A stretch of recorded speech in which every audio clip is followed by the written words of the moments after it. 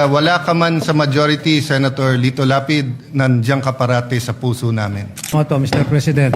Kaliwanagan lang po, manifestation lang.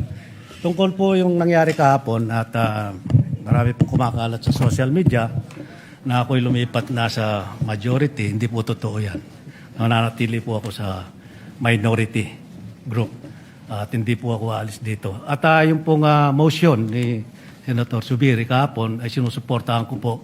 Hindi ko lang po ako nakapagsalita kahapon. Kala ko may botohan. Ngayon pala wala naman. Hiling ko lang po dito sa Senado. Sana magkaisa tayo. Iwasan ang bangayan. Ang dami-dami natin bisitang pari dito. Palakpakan po natin sila.